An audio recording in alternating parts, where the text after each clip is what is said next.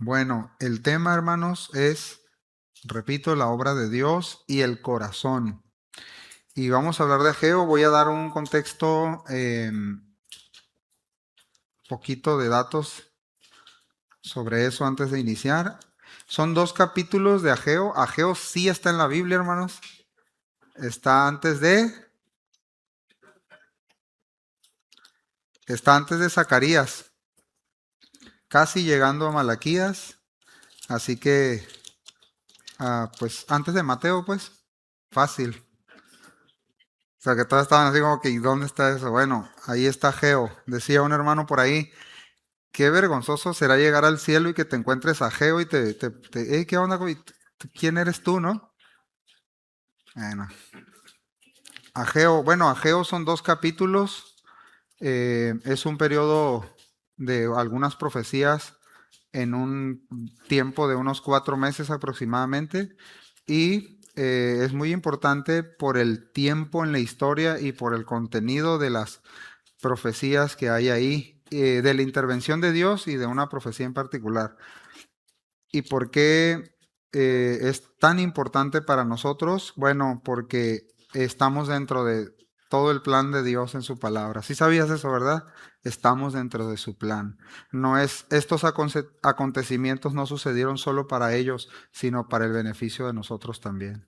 Y eso es muy importante en tenerlo en cuenta. Por eso, Pablo, inspirado por el Espíritu Santo, dice perfectamente bien, toda la escritura es inspirada por Dios, ¿verdad? Y útil. Así que, bueno, eh, este, este asunto histórico aquí en Ageo, ¿qué está pasando? ¿Quiénes están ahí en este contexto? Bueno, es una parte de del pueblo de Israel que estuvieron cautivos por 70 años en Babilonia. Todo sucedió, pongan mucha atención porque es muy importante para tratar de enlazarlo. Las 12, el rey Salomón muere y el reino son 12 tribus de Israel, sí, ya estaban repartidas las tierras, ¿sí? 10 tribus al norte y 2 al sur cuando se dividen.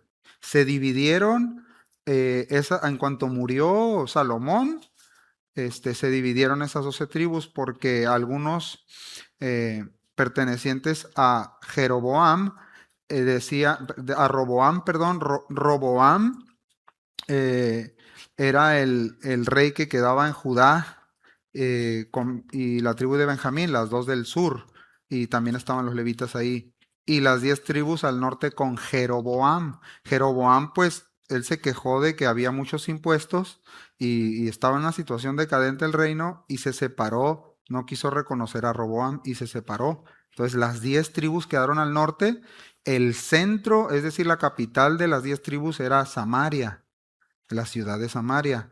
Y esa era la capital del reino del norte de las 10 tribus. Ok, quedaron las dos al sur. Eso es bien importante.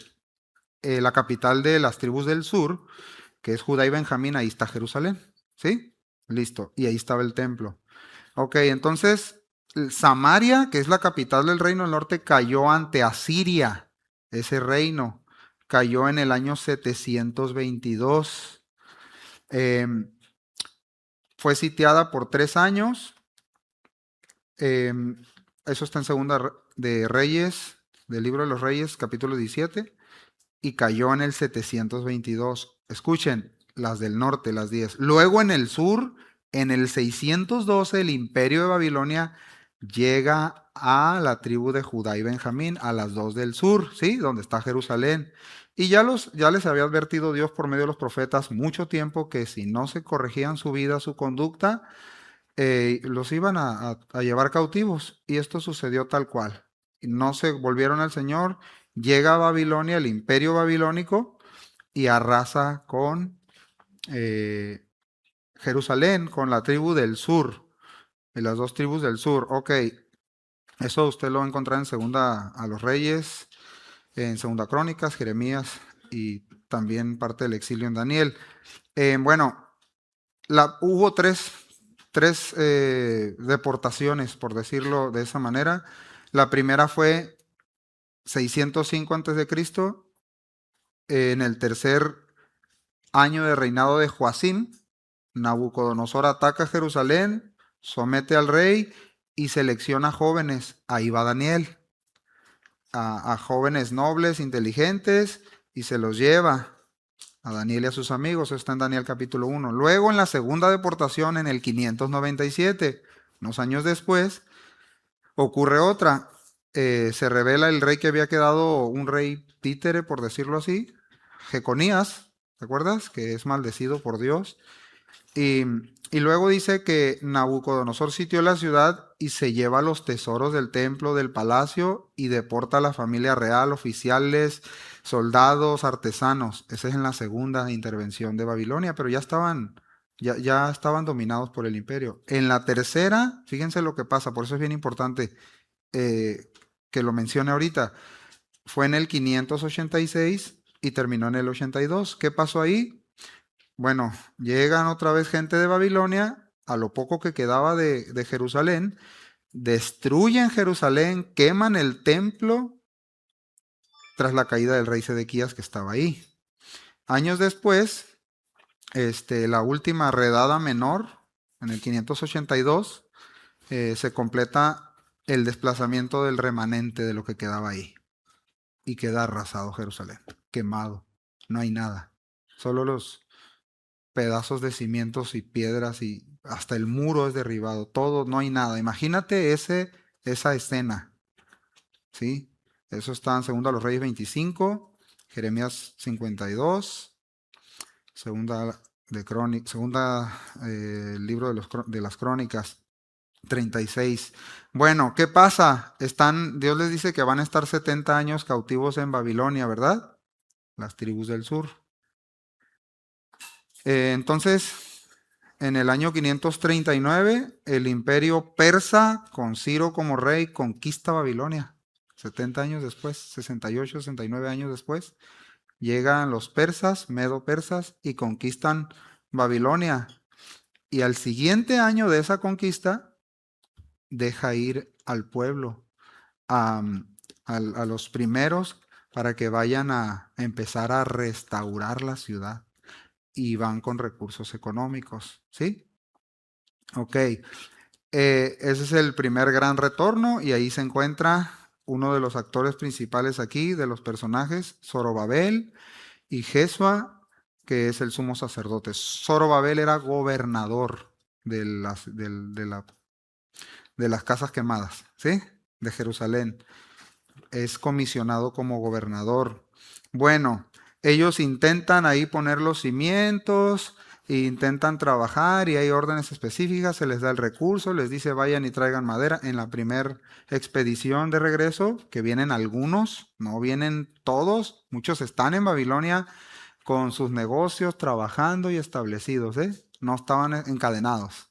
Eso es muy importante notarlo para que lo vayamos amarrando. Bueno, Ageo entonces, después de 18 años, ya para el 520, ellos fueron liberados en el 539, 539. 18 años después, en el 520 antes de Cristo, Ageo es cuando empieza esta situación.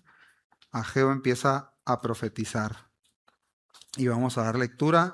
Voy a leer entre los versículos más que voy a destacar más de los 2 capítulos de Ageo, así que no se desespere.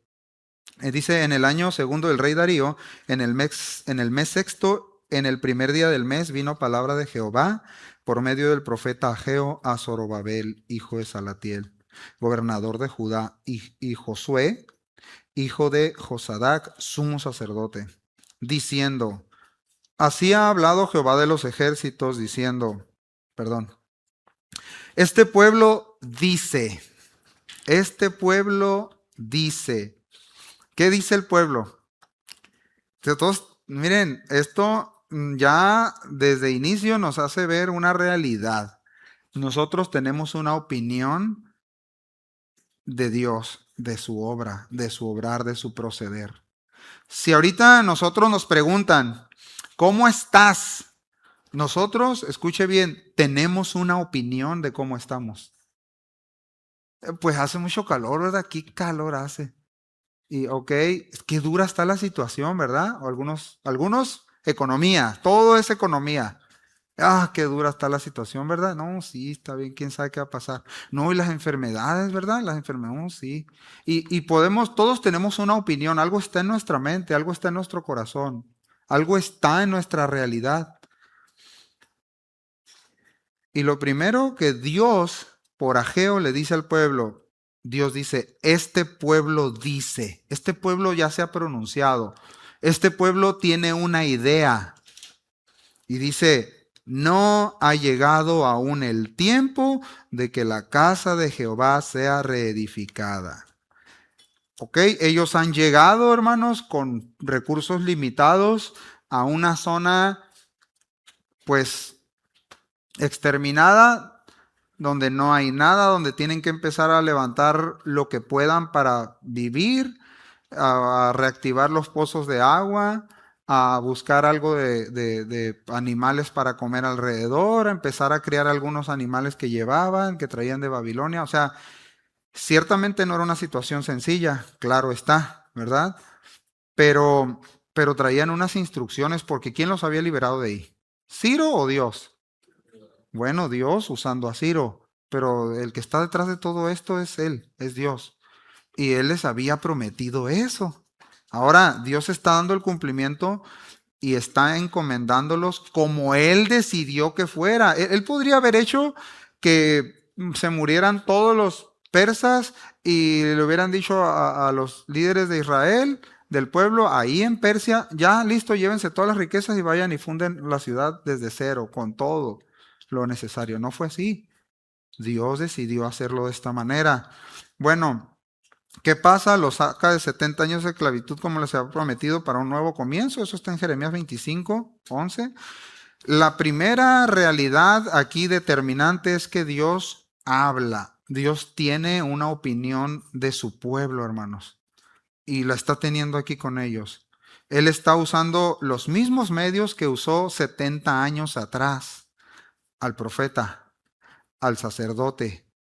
El profeta es Ageo y está usándolo en orden esto.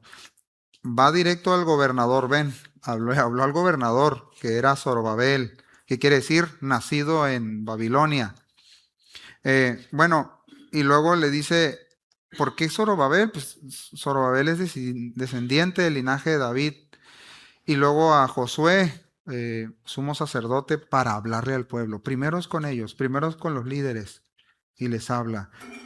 ¿Por qué? ¿Por qué en ese orden? Bueno, Dios quiere mostrar que Él es un Dios de orden al pueblo y que Él tiene toda la autoridad para hablarnos, para hablarle al pueblo, en este caso, al pueblo de Israel que están regresando. Bueno, cuando el profeta decía, vino palabra de Jehová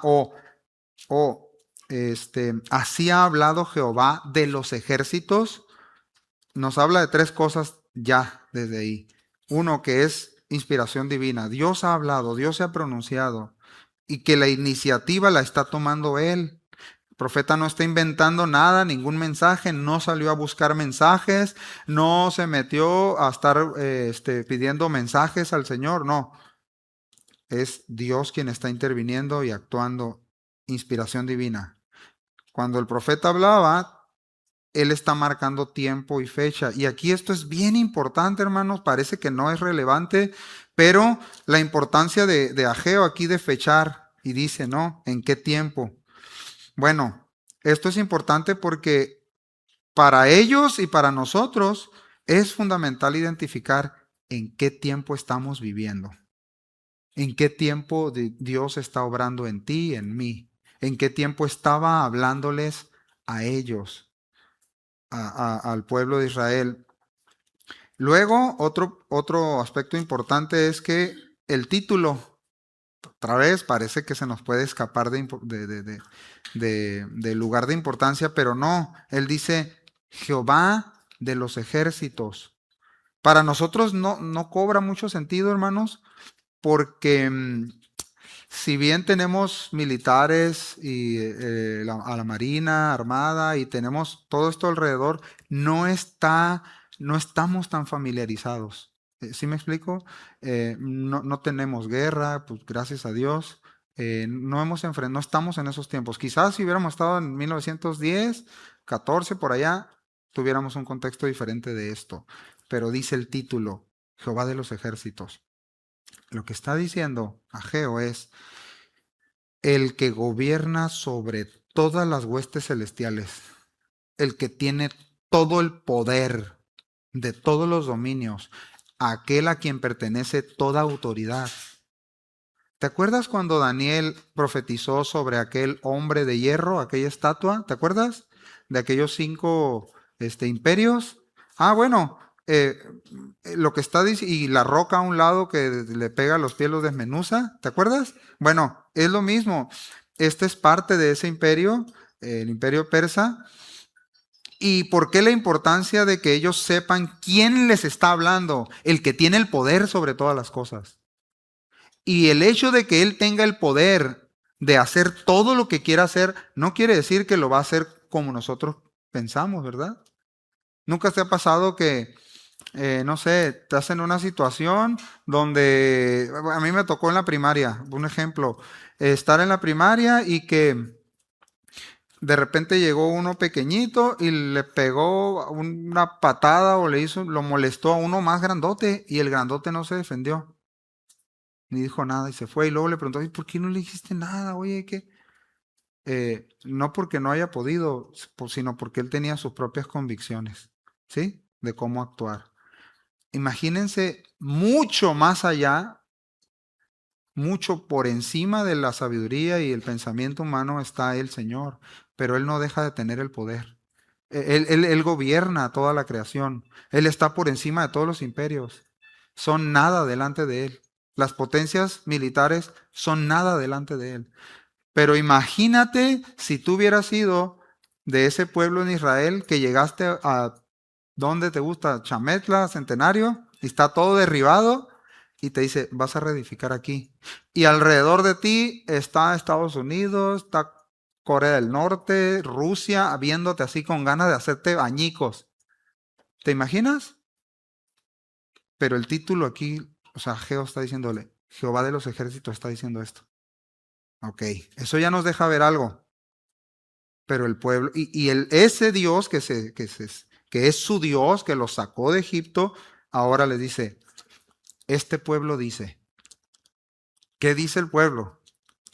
Es un lío de abrir eso, ¿no? ¿Qué dice el pueblo? ¿Qué quieren, pueblo? No, ¿qué dice Dios? Pero Dios les está diciendo aquí, este pueblo dice, no ha llegado el tiempo. Bueno, lo primero que vemos aquí con este argumento de que el pueblo decía y pensaba, porque yo estoy seguro de que no una ocasión se les preguntó, oiga, y el sacerdote también, ¿qué pasó si la encomienda era eh, reedificar sobre los cimientos? ¿Qué pasó? Porque no, es que ahorita todavía no es el tiempo, ahorita estoy pena, hice el baño de la casa.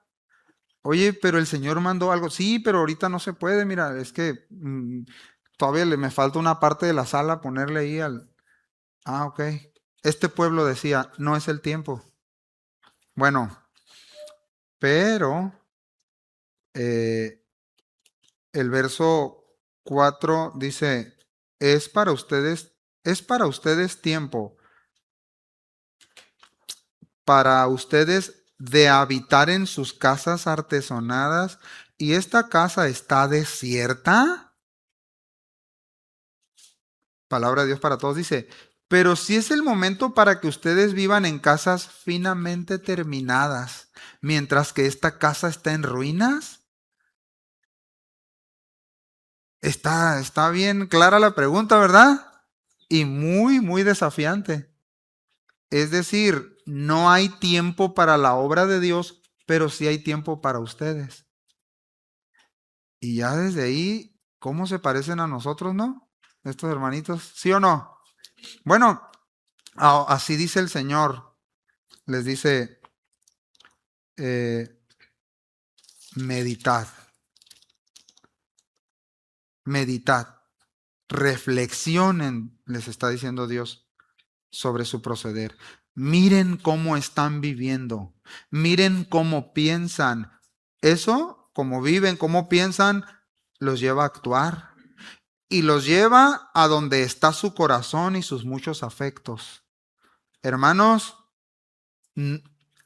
ellos tenían que meditar profundamente, pensar, reflexionar seriamente cómo estaban viviendo. Nosotros también.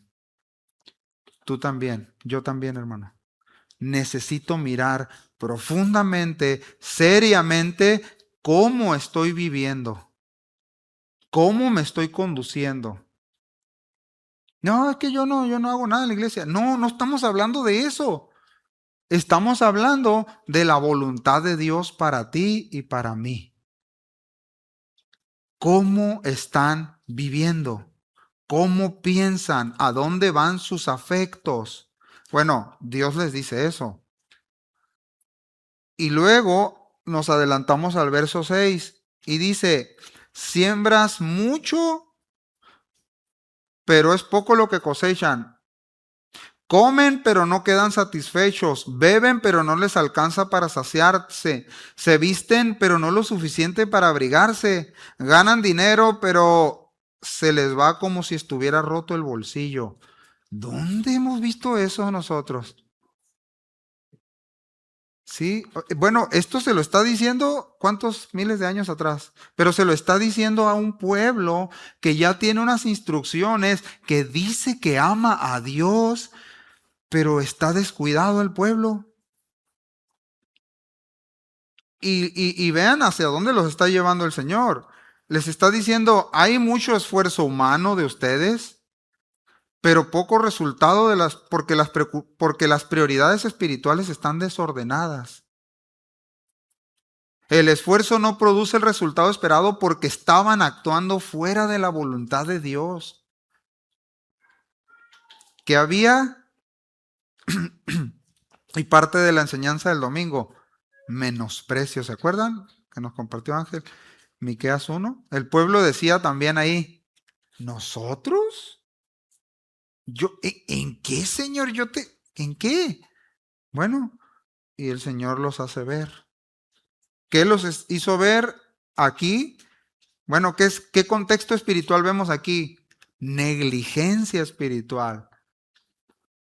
La adoración ocupaba el último lugar. El egoísmo ocupaba el primero. Solo sus asuntos. Solo sus casas. Ese era el resultado. Por lo tanto, Dios sabía que eso era una desobediencia flagrante. Y como bien dice, ¿no? Santiago, creo que es Santiago, cuando dice que la paga del pecado es muerte. No, no es Santiago, ¿ah? Ah, sí están aquí, ¿no? Pero dice que cuando el pecado, no es ese texto, que el pecado concibe y da a luz, ¿qué? Muerte.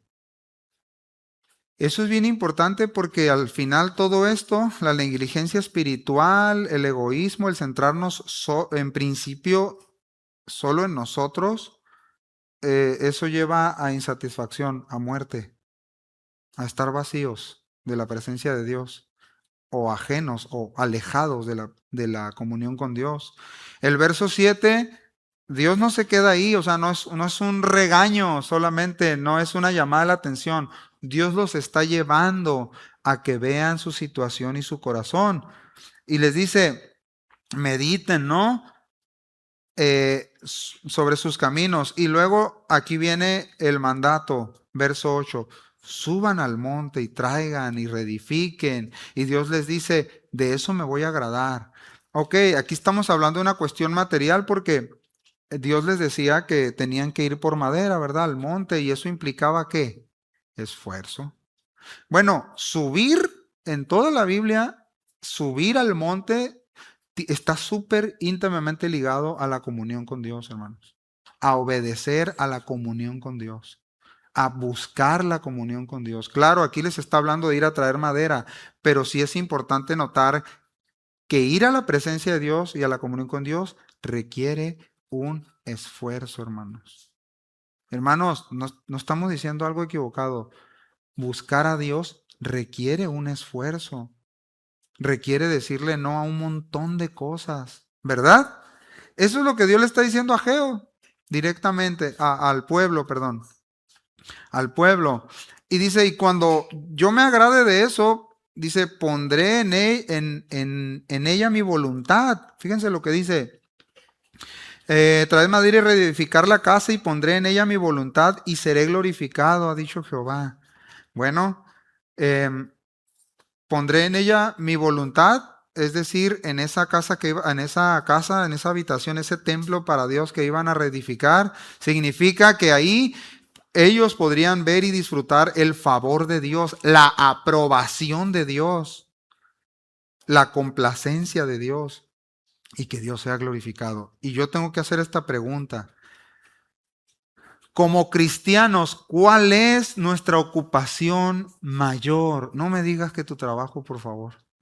No me digas que tu esposa y tus hijos, que son importantes, sí, pero ¿qué dice la Biblia respecto a eso? ¿Cuál es tu prioridad, la prioridad de tus prioridades? Ahí está, ese me gustó. ¿Cuál es la prioridad de nuestras prioridades? Debe ser Dios, hermanos. Él debe estar en primer lugar. Si Él no está, no importa que seas tú el que más ama a su esposa, el que más ama a sus hijos, el mejor marido, la mejor marida, el mejor hijo, el mejor músico, el mejor predicador, el mejor ser, no importa.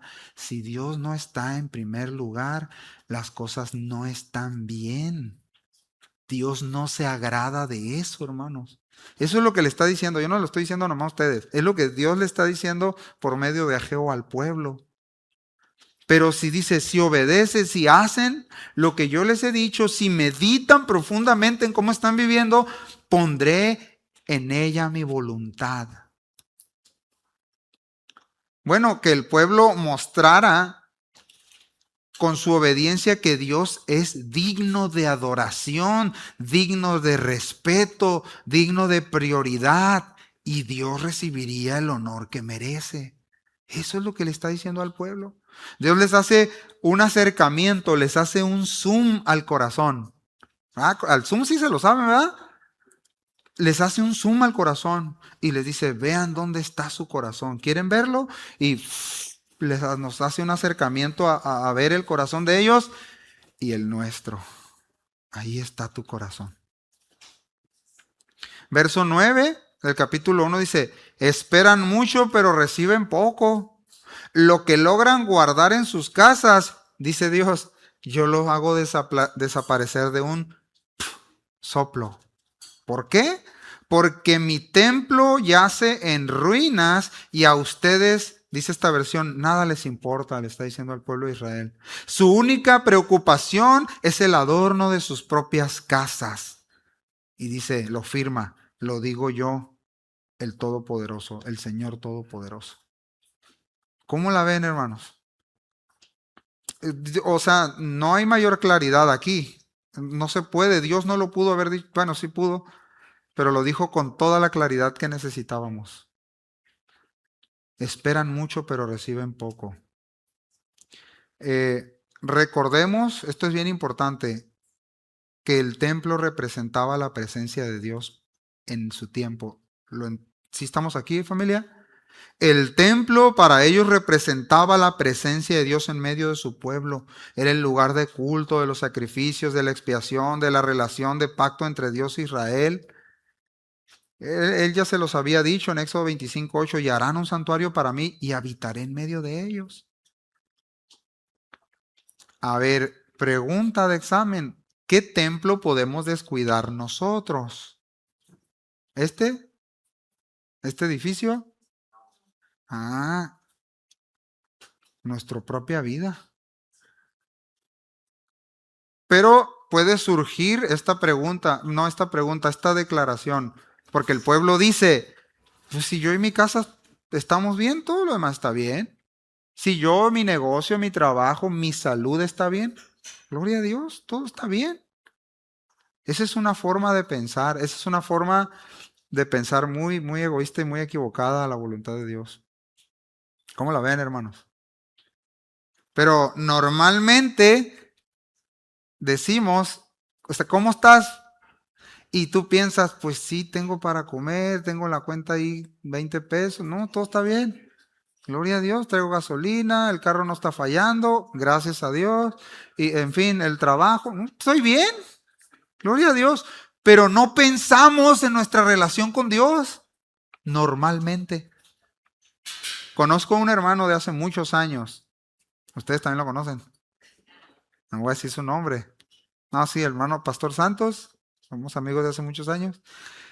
Y cuando yo me lo encontraba, allá por el 2005, que me encontraba, ¿cómo está, hermano? Era muy acelerado en esos tiempos él. Y decía, ¿cómo estás, hermano? Bien, bro. Y se te cae, no, pero en serio, ¿cómo estás con el Señor, bro? De la neta. Así se te cae. No, pues bien, más o menos, le decía yo. Y así, ¿no? Pero siempre fue ahí, como, pero en serio, ¿cómo estás bien con el Señor? Pero con Cristo, ¿cómo estás? A ver, hermano, ¿cómo estamos con el Señor? Entonces, bueno, eso es lo que le está diciendo. Entonces el templo eso representaba. El medio por el cual se relacionaban con él eran estos sacrificios, la oración, la adoración, las ofrendas, las fiestas religiosas, el sacerdocio, la expiación, todo lo que rodeaba el templo. Pero eso estaba en el último lugar de su corazón y de sus prioridades. ¿Cómo la ven, hermano? Bueno, en el verso 10 dice, a consecuencia de esa negligencia, o sea, Dios no es un Dios que no hace, no, a ver, Dios no es solapador, hermanos. No es una, ¿cómo se les dice? Mm, No es una abuelita consentidora, ni un tata que no dice nada. Dios no dice, a consecuencia de esa negligencia suya, le está diciendo Dios, es que yo me he enojado y he decidido no enviarles la lluvia necesaria para su cosecha. ¿Qué? En realidad he decidido que haya sequía en el valle y sobre los montes, una sequía que hará marchitar el trigo, las uvas, los olivares y todas las cosechas, una sequía que destruirá todo aquello por lo que han trabajado arduamente. ¿Qué? Y de modo que tanto ustedes como sus animales padecerán sed y hambre. ¿Qué? Sí, eso dice. Dios ahora está restringiendo la provisión. Aquello por lo que tanto trabajaron o trabajaban estos hermanos, recordemos que venían del imperio babilónico. Ellos disfrutaron, escuchen bien lo que voy a decir, de arquitectura, de calles pavimentadas, de lujos, de jardines exóticos, de puertas decoradas con mucho lujo, de torres altas de ladrillo rojo, bien alineado, no como los que pegan aquí, ¿no? La puerta de Ishtar es muy, muy famosa, era considerada una de las maravillas del mundo antiguo. Medía, de esas hacemos ahí en el taller, esta puerta medía 24 de base por 15 de altura. Tantito más chiquitas que las que hacemos. O sea, hermanos, estaba decorada con cerámica vidriada y brillaba desde muy lejos. ¿Te imaginas llegar hacia una ciudad? ¡Wow! Riqueza, prosperidad, economía, todo lo que hay. Y luego voltear y ver, mira, y yo vivo en la fuente, ¿no? Y voltear y ver Jerusalén y ver esos lugares. Porque ellos no eran esclavos estrictamente en Babilonia, hermanos. Ellos fueron ubicados en regiones agrícolas específicas, como por ejemplo las riberas del río Quebar y ciudades como Nippur y Al-Yahudú. Ellos podían construir viviendas, cultivaban sus propias tierras y se organizaron internamente como comunidad, aunque estaban bajo el imperio babilónico. Bueno, a ellos se les permitió trabajar y establecerse y prosperar. Y el corazón de la mayoría de ellos estaba dividido, porque tenían información correcta e histórica los que nacieron allá, de quién era Dios y de todas sus obras con ellos, porque muchos nacieron allá. Pero también ellos estaban viendo el poder militar y económico de ese imperio y de otros. ¿Cómo la ves, hermano? Alzaré mis ojos a los nortes, ¿no? O sea, hablando de Estados Unidos. ¿Sí estamos aquí, hermanos? Así estaba el corazón de ellos también. Estaba dividido. Ellos no venían de estar encadenados, hermanos. Entonces, y llegan a un lugar así. Bueno, pero mediante el mensaje de Ageo, Zorobabel, Josué y el pueblo, dice su Biblia, que, ¿qué dice? Oyeron y temieron. Oyeron y temieron. Verso 12, y oyó Zorobabel, hijo de Salatiel, y Josué, hijo de Josadac, sumo sacerdote, y todo el resto del pueblo, todos, la voz de Jehová su Dios, y las palabras del profeta Ageo, como le había enviado Jehová su Dios, como le había enviado Jehová su Dios, y temió el pueblo delante de Jehová. Entonces Ageo, enviado de Jehová, habló por mandato de Jehová al pueblo, diciendo, yo estoy con ustedes. O sea, imagínate, ya el pueblo, aquí la iniciativa la tomó Dios, el pueblo escuchó lo que Dios estaba diciendo y ahora el pueblo dice temió, es decir, puso su confianza en esas palabras dadas por Dios por medio del profeta Ageo. Y no les dice, ahí les va para los chicles, no les dice eso. ¿Qué les falta? Ahí va. Ahí les va la lluvia. Ahí les voy a mandar 30 toneladas de piedra, de oro, No, yo estoy con ustedes. No sé si lo alcanzas a ver, hermano.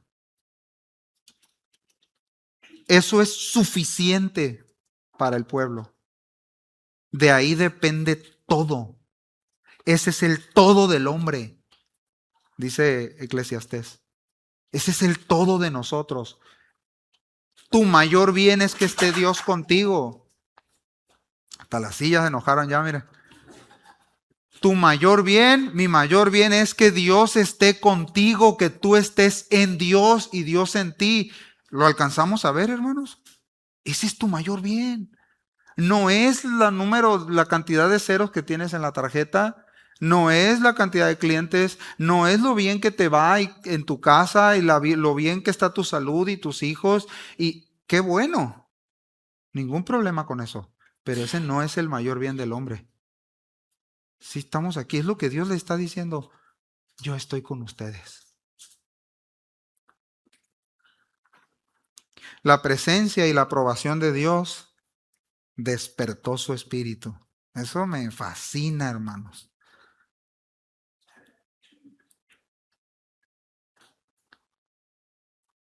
Dice el verso 14. Y despertó Jehová el espíritu de Zorobabel, Salatiel, el espíritu de Josué, el espíritu de todo el resto del pueblo, y vinieron a trabajar en la casa de Dios, de los ejércitos. ¿Qué necesitamos, hermanos? Necesitamos oír para ser despertados. Necesitamos asegurarnos que estamos caminando en la presencia de Dios, en la voluntad de Dios. Y dejar de mirar la presencia de Dios como un símil de salud, economía y todo lo demás. Es decir, hacer como un sinónimo. Si está bien mi salud, estoy bien con Dios. Si no está bien mi salud, no está bien Dios conmigo, ni yo con Él. Y si está bien mi economía, estoy bien con Dios. Si no, no. Todo gira, debe estar fundamentado en nuestra relación con Dios. Pero si hay consecuencias de alejarnos de la comunión con Dios. Las estamos viendo aquí. Los que son suyos. Porque otra vez, como dice Hebreos 12, Dios disciplina a sus hijos, ¿verdad? Eso es maravilloso. Dios nos disciplina, Dios nos corrige, no sin antes advertirnos y ser paciente con nosotros. ¿Sí o no, hermanos? O sea, Dios no nos trata como a veces nosotros a los hijos, a la primera y por si acaso ahí te va de lonche también. La vara, ¿no? No, Dios es paciente con nosotros. Bueno, lo que les está diciendo Dios es, dejen de priorizar sus propios asuntos y tener en poco o nada la presencia de Dios. Mediten profundamente en eso. pero como decía Santos, pero de veras. Mediten profundamente, suban al monte, traigan madera, reedifiquen, para que restablezca la comunión mediante la adoración que agrada a Dios. Hermanos, ya lo dijimos, pero lo vamos a volver a decir. La alabanza no es una actividad de la iglesia, es una actitud que tenemos frente a Dios. La adoración es todo lo que tú haces y vives para Dios. Eso es adoración. Les dice, mediten profundamente.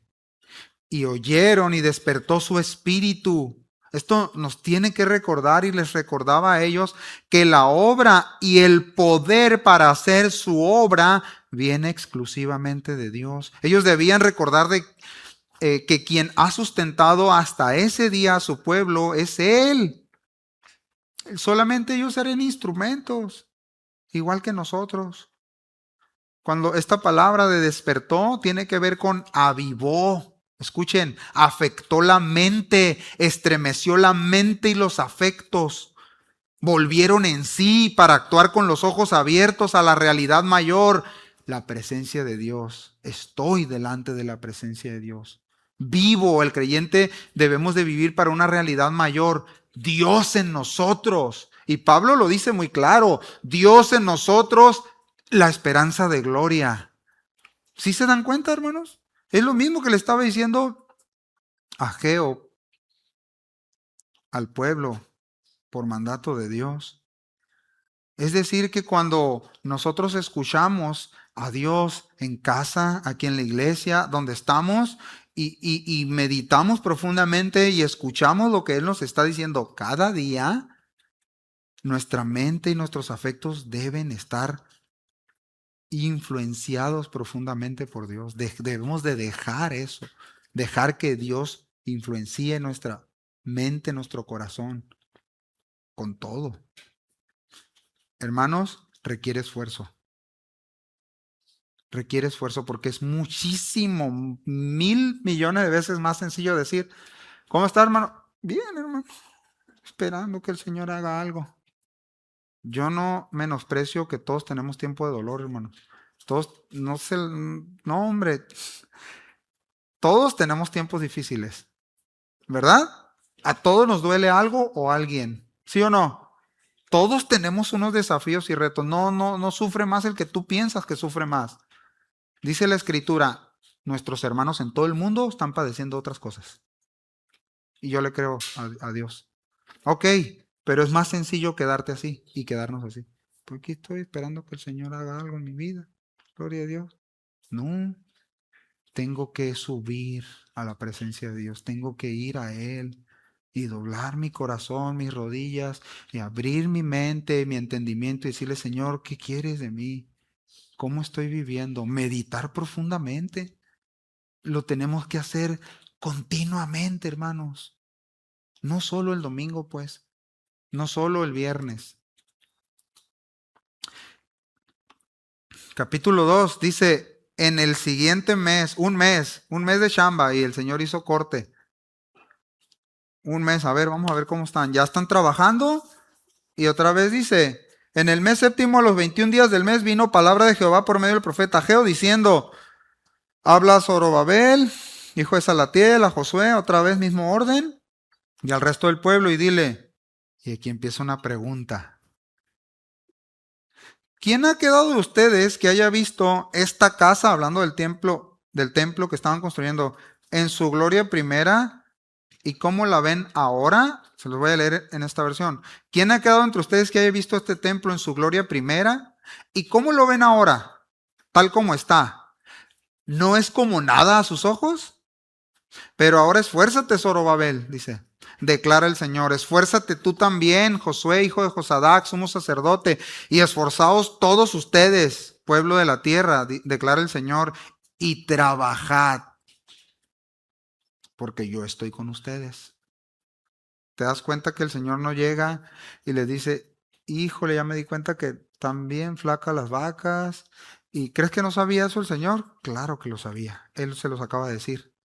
De hecho, el Señor dice, es que yo fui el que retuve la lluvia. ¿Sí lo ven, hermanos? Es como cuando un hijo nos pregunta, papá, pero ¿por qué no puedo ir para allá? ¿Pero por qué no me diste esto? ¿Por qué? ¿Por qué? Ahorita que le prendiste fuego a tu hermano y quieres que te dé permiso de que juegues en la leña ahí con el fuego. No, bueno, imagínate el panorama de Dios con su pueblo, cómo está tratando.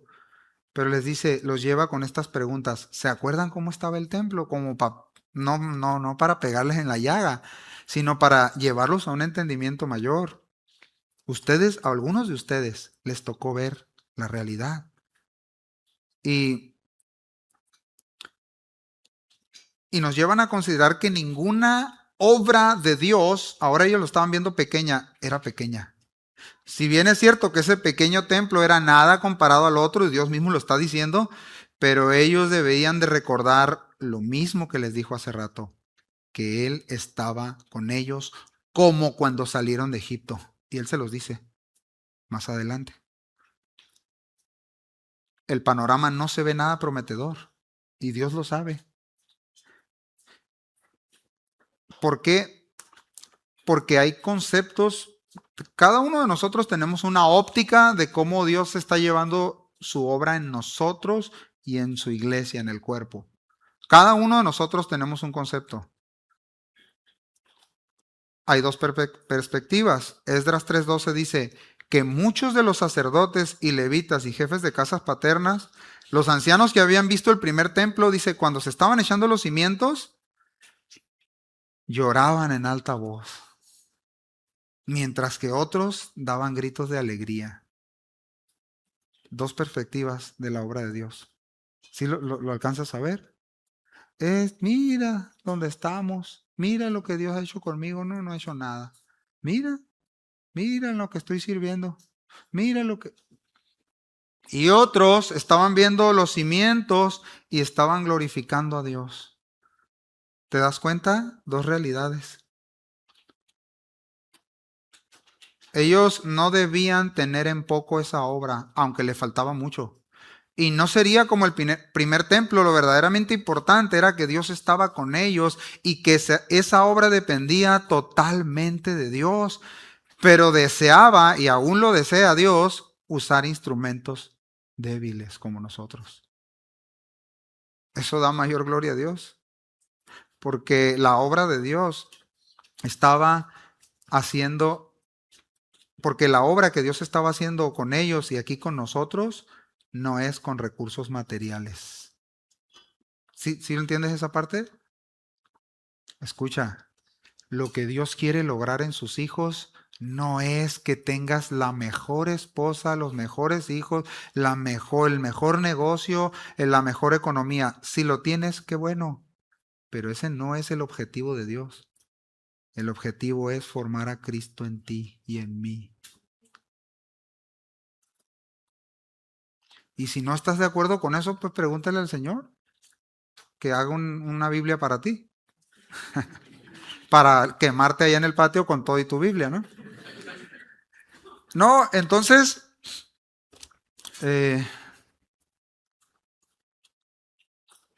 no debemos tener en poco la obra de Dios, hermanos. Seguramente ellos al regresar tenían sus propias expectativas, ¿verdad que sí? Como nosotros. Pero Dios sabe qué es lo que realmente necesitamos y normalmente no es lo que queremos. Normalmente no es, pero sí aquello que Dios sabe que necesitamos. Sabe Dios que eso requiere esfuerzo, sabe Dios que eso requiere confianza, sabe que requiere dependencia de Dios.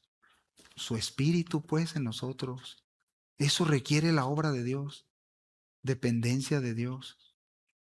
Zacarías 4:6, ya lo dijo, no con ejército. Ellos estaban viendo Babilonia y los persas, no con fuerza, todo lo que tenían, sus caballos, su armamento, su tecnología militar, sino con mi espíritu, dice el Señor. ¿Cómo la ves, hermano? Luego Dios declara, porque así dice Jehová en el verso 6 de los ejércitos, de aquí a poco yo haré temblar los cielos, la tierra, el mar y la tierra seca. Vean esto. Dios conoce el corazón y el desánimo del pueblo y las ideas de esto está bien pequeño, no tenemos ni recursos, no tiene nada, el oro se lo llevaron, las puertas no hay nada y no tenemos ni cómo defendernos, resorteras y palos. O sea, piensa en eso, hermano. Y el Señor declara esto. ¿Ah, sí? O sea, Él es el Dios que controla y gobierna todo. Levanta imperios, quita imperios, como Él lo quiere. Dice, de aquí a poco yo haré temblar los cielos, la tierra, el mar y la tierra seca, y haré temblar todas las naciones, y vendrá el deseado de todas las naciones. Y llenaré de gloria esta casa, ha dicho Jehová de los ejércitos. Mía es la plata y mío es el oro, dice Jehová de los ejércitos. La gloria postrera de esta casa será mayor que la primera, ha dicho Jehová de los ejércitos, y daré paz en este lugar. Y lo vuelve a afirmar el Señor. Bueno, aquí hay dos interpretaciones para decir el deseado o lo deseado, hablando de riquezas. Si hablamos del deseado, que lo incluye, esto apunta a Cristo, pero en los dos sentidos apuntan a Cristo. Porque si bien ellos miraban el templo y no tenían las riquezas que tenía antes, ¿y de dónde iba a salir eso? ¿De dónde iba a venir el recurso y el poder militar y todo para poder tener lo que tenía, la gloria que tenía el primer templo? Pero, y eso se puede interpretar como lo deseado, el poder y las riquezas, la protección militar, todo lo que representaba eso, gloria al final. Pero al final Dios expone eso por medio de Cristo. Escucha, lo que tanto desean las naciones, poder, gloria, riquezas, solamente se va a ver en Cristo. Porque por Él, para Él, de Él son todas las cosas. ¿Lo alcanzas a ver? Esto nos debe de despertar la mente y el corazón. Porque Él lo prometió, pues. Él se los prometió a pesar de lo que estaban viendo. Me gusta como dice Pablo a los Colosenses. Cristo, hablando de Él, dice, Él es la imagen del Dios invisible. Medita en eso. El primogénito de toda creación, porque en Él fueron creadas todas las cosas, las que hay en los cielos, las que hay en la tierra, visibles e invisibles, sean tronos, sean dominios, sean principados, sean potestades. Todo fue creado por medio de Él y para Él. Y Pablo también finaliza y dice, oh profundidad en Romanos de las riquezas, de la sabiduría y de la ciencia de Dios.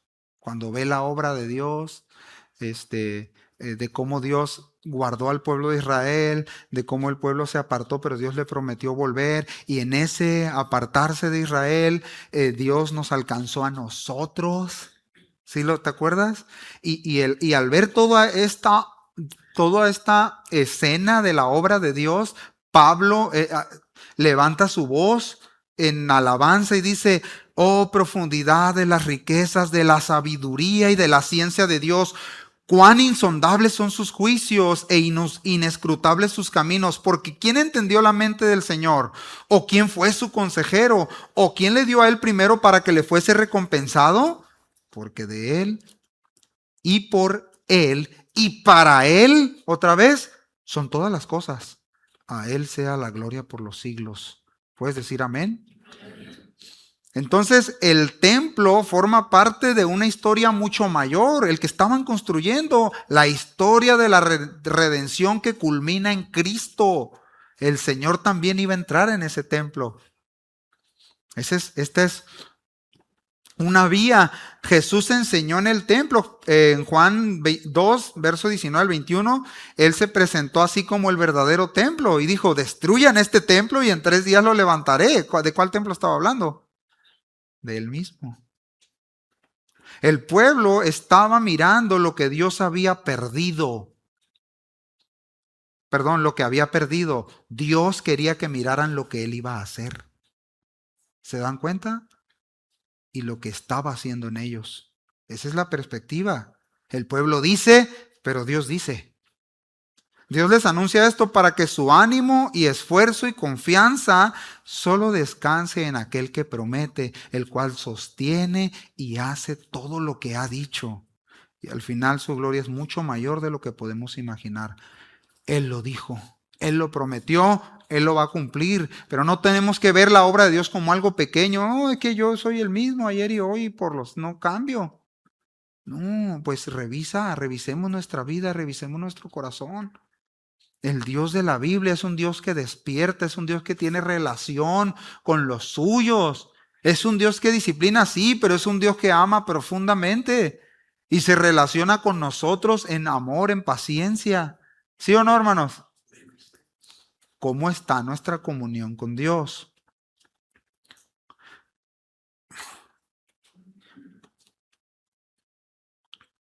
¿Cómo respondo yo? ¿Cómo respondes tú cuando Dios te dice, no temas? ¿Cómo respondes? Cuando te dice, esfuérzate. Cuando nos dice, confía. Cuando nos dice, trabaja, yo estoy contigo. Mi pregunta es, la pregunta para estos hermanos de aquí de Israel, ¿nosotros deseamos estar con Él? ¿Cómo es? ¿O su obra es muy pequeña? Ah, bueno, la obra de Dios en mí, los domingos, gloria a Dios. Ahí levanto las 4.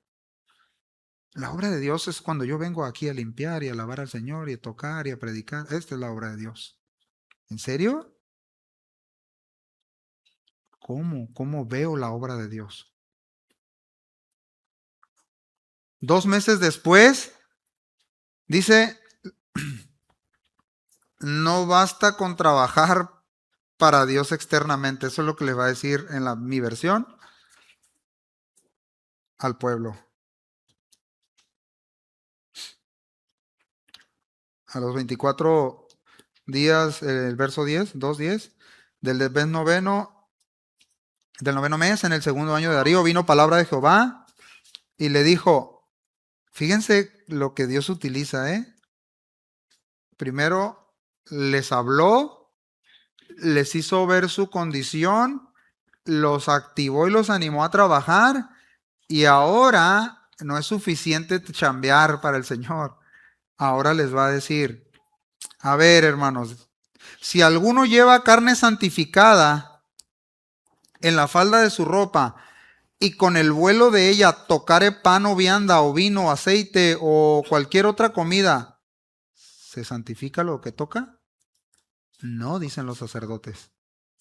Y si tú llevas algo santificado a Dios y algo inmundo lo toca, ¿esa ofrenda queda igual o es inmunda?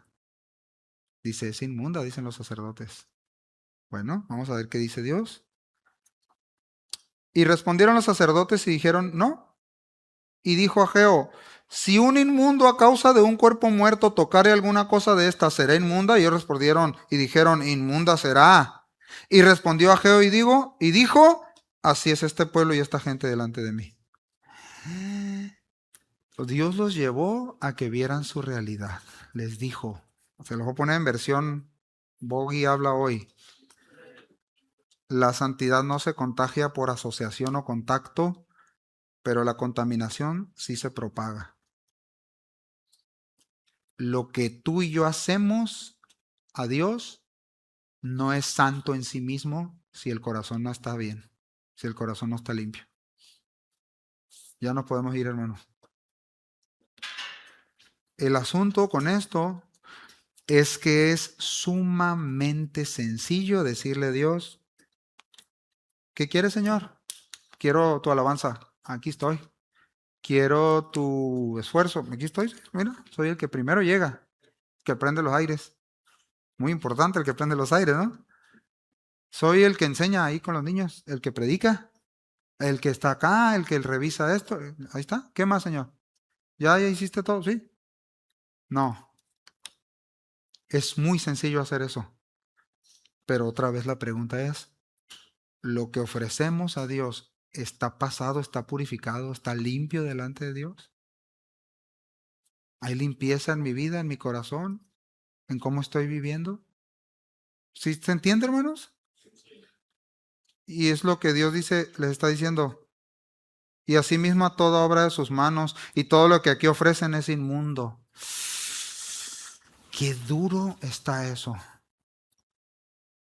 Bueno, Dios no se anda con rodeos, hermanos. Si nuestra vida no está bien, no está limpia, si nuestro corazón no es sincero para con Dios, si no tenemos una comunión verdadera con Dios y estamos continuamente yendo a Él diciendo, límpiame, Señor, te pequé contra ti, te ofendí, ofendí a mi esposa, a mis hijos, a 1000, pero aquí estoy. O cierro esa puerta, guardo silencio y, oh Padre Altísimo de las profundidades, y todo lo que le quieras decir. ¿Sí te das cuenta? ¿Cómo mirará eso Dios? Como algo inmundo. No hay mucho, que buscarle aquí, hermanos. O sea, Dios no está obligado a recibir lo sucio. No, no, no, no, no. Bueno, pues Señor, ya te voy a adorar por ahora sí ya. Ya me quitó el enojo porque ya me depositaron. Gloria a Dios. ¿De veras? Hermanos, a veces así cambia nuestro corazón y nuestro ánimo. Ya está bien mi esposa, mis hijos, ya, Señor, ya. Muy bien. Gloria, ahora sí, Señor. Con todo. Ahora sí es tiempo. Ahora sí voy a tener comunión contigo, Señor. No, hermanos. Dice, esto confrontaba al pueblo porque podían estar reconstruyendo el templo, perdón, sin embargo, mantener una condición espiritual contaminada. Nuestras actividades religiosas no producen santidad en nuestra vida, hermanos. Dios quería que interpretaran correctamente sus circunstancias. La escasez no era simplemente una desgracia económica, era un trato de Dios, era un llamado de Dios al arrepentimiento. Me voy a meter a un terreno peligroso, a ver si no me apedrean con sus Biblias. Aquí también tengo yo Biblia también para ustedes. Es más sencillo, hermanos, culpar la economía, la salud, las circunstancias, todo lo demás, que voltear y ver nuestra vida y nuestro corazón delante de Dios. Y decir, esto que estoy viviendo, estas consecuencias que tengo son porque yo me metí ahí. Dios no es responsable. Pero qué bueno que Dios me está haciendo ver eso. ¿Sí me explico, hermanos? ¿Qué? No, pues el Señor así me quiere tener a mí. Yo no tienes idea cuánto sufro y cuánto mis males me pasan y no, esto y esto. No, hermanos. Yo creo que ninguno de los que estamos aquí tenían una situación como la que ellos estaban viviendo. Ni se los llevaron cautivos, ni vieron morir a sus esposas, sus hijos, sus niños y destruir todo lo que tenían. No, hermanos, no. Eh, pero todo esto, todas estas circunstancias, toda esta escasez, todo esto, aún en medio de todo eso, Dios se mantiene fiel a su promesa y quiere volver a tener comunión con su pueblo. ¿Te das cuenta? Si tú y yo estamos intentando mantener una comunión con Dios de cada domingo o de cada viernes, estás en un error. Estoy en un error tremendo. Es una religión eso. Bueno, el objetivo se ve finalmente aquí. La obra de un Dios santo requiere no solo de manos dispuestas, sino de corazones apartados para Él. Este era el momento para que ellos volvieran profundamente su corazón a Él, sin nada que ocultar, tal cual eran. Hoy, aquí mismo, ahora mismo, aquí en Casa de Oración, Dios desea eso para cada uno de nosotros. Sin santidad nadie verá a Dios. El viernes, recuerdan, se nos hablaba, entrar por la puerta estrecha. ¿Cómo estamos viviendo? Eso significa vivir apartado del pecado y dedicado a Dios, reflejando el carácter de Cristo, mediante la ayuda del Espíritu Santo. Eso es dependencia, hermanos. No hay supercristianos. Los mismos padecimientos, obstáculos y luchas que tienen ustedes las tenemos nosotros. ¿Va, César? ¿Que sí? ¿Ya ven? ¿Sí o no, Pedro? ¿O tú no tienes pruebas y presiones y luchas? ¿Ustedes no batallan, hermanos? ¿No luchan? ¿No se esfuerzan por subir al monte? Pero Él da toda la gracia que necesitamos, toda la fuerza. Él lo da. Él da mayor gracia. Ahora, ya para casi terminar, pregunta, esta nos tiene que volver a hacer ver, ¿no? Lo que deseaba hacer con ellos es hacerles ver, deseo ser como Él es. Juan dice, ser imitadores de Dios como hijos amados. ¿Deseo ser como Él es? ¿Deseo parecerme en carácter a Él o no? Son para meditar esas. Vamos al verso 19 y dice, ahora les doy una promesa, cuando la semilla aún está en el granero, dice, todavía no ha cosechado su grano, ni las vides, ni las higueras, ni los granados, ni los olivos han dado sus frutos. Sin embargo, vean al Dios maravilloso que tenemos. De hoy en adelante, yo los bendeciré. ¿Qué hubo? Ahí pueden decir amén. Ah, ya ve que sí dicen amén.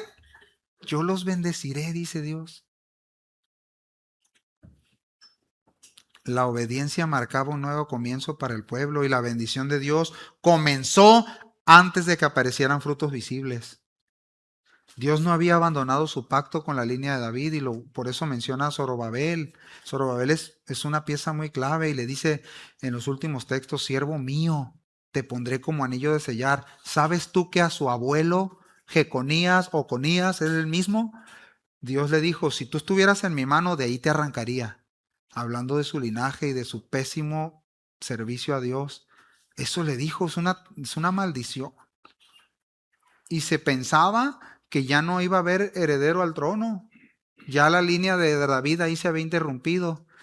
Pero qué Dios tan maravilloso. Dice ahora, le dice a Zorobabel, era su nieto Zorobabel. Y no es rey, pero es el gobernador. Y le dice en la última de la profecía, le dice en el verso 23, dice, en aquel día dice Jehová de los ejércitos, te tomaré, oh Zorobabel, hijo de Salatiel, siervo mío, dice Jehová, y te pondré como anillo de sellar, porque yo te escogí, dice Jehová de los ejércitos. ¿Por qué tiene tanta relevancia esto, hermanos? Porque ya vimos que el linaje de David no fue interrumpido. Él es el último. Él es el último del Antiguo Testamento que se menciona como el linaje de David. Y él aparece en Mateo 1, en la genealogía de Cristo. ¿Sí te das cuenta, hermano? Cómo Dios quiso hacer su obra y dejar este sello, esta realidad. Lo que está diciendo es lo que prometí, el rey que se va a sentar, el rey para siempre, el que va a establecer su trono, su dominio, y que todos van a venir a adorar. Aquí se sigue perpetuando con Zorobabel. ¿Sí lo alcanza a ver? En un sentido profético mayor, Zorobabel funcionó como un eslabón clave en la genealogía de Jesús, Mateo 1:12, como una sombra o tipo de Jesucristo que posee toda la autoridad de Dios y Él es el constructor definitivo del templo espiritual, la iglesia. ¿Quién es el que dijo que iba a edificar su iglesia, hermanos? ¿Quién? ¿Quién? ¿Qué dijo Jesús? ¿Qué le dijo a Pedro? Yo edificaré mi iglesia. ¿Sí te acuerdas? ¿Quién es el que edifica la iglesia? Es Él, hermanos. Así que, 3 conclusiones. Si quiere, por favor, ponerse de pie.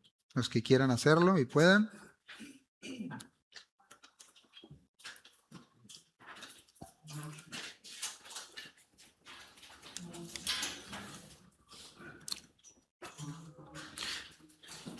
La correcta relación con Dios es el fundamento de la obra de Dios a través de nosotros.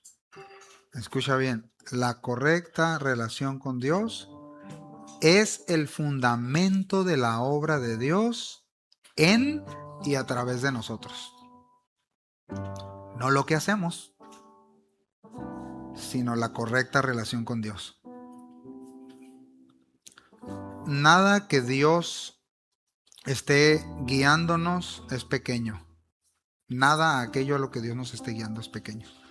Porque tiene propósitos mayores, no solo aquí, sino en el futuro. Así como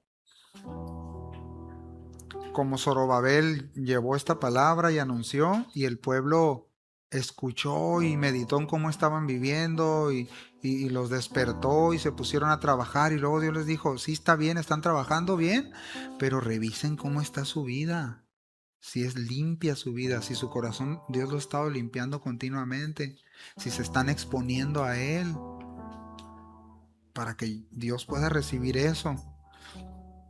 Y cuando ellos ya estuvieron así, actuando así, bueno, que ese era el deseo de Dios, ellos mirarían años más adelante esa obra en beneficio también para los suyos, para el pueblo, los que vienen detrás de ti o de nosotros, nuestros hijos, los jóvenes.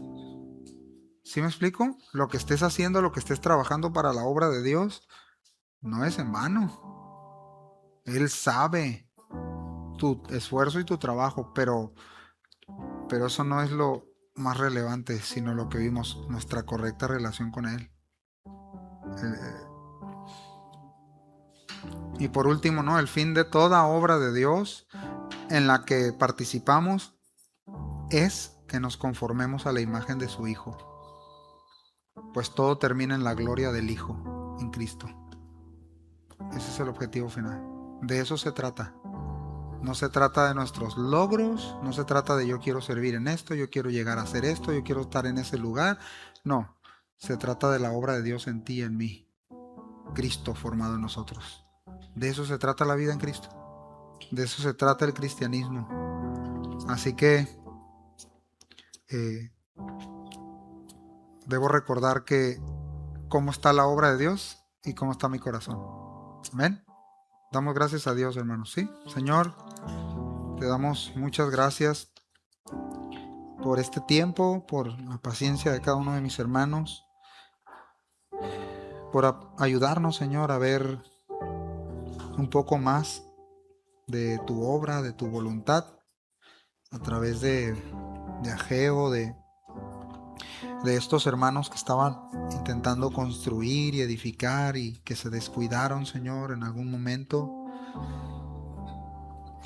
Pero más allá de verlos a ellos como ejemplo para bien o para mal, es que vemos tu carácter, Señor, es que vemos tu proceder, es que vemos que tú no te cansas, Señor, que tú tienes planes mayores y mejores y de bien para tus hijos, para nosotros.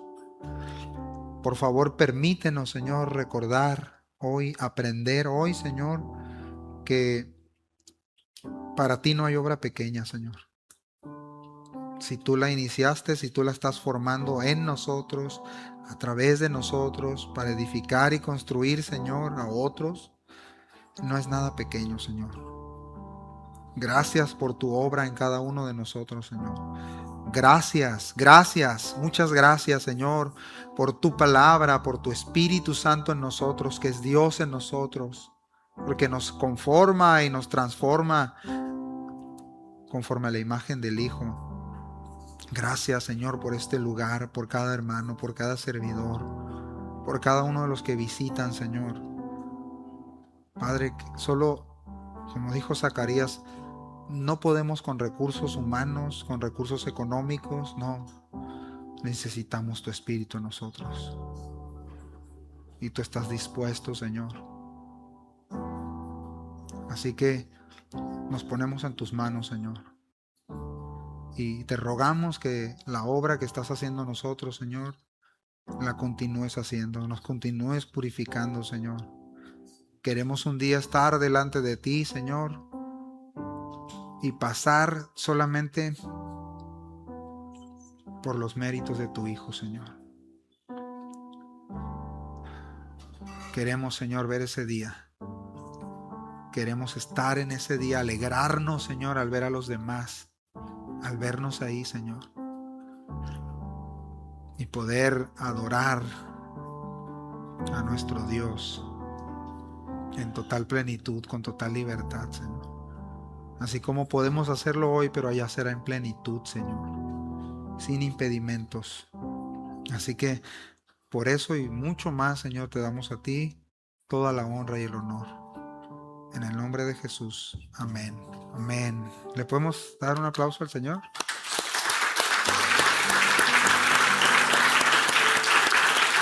Muy bien.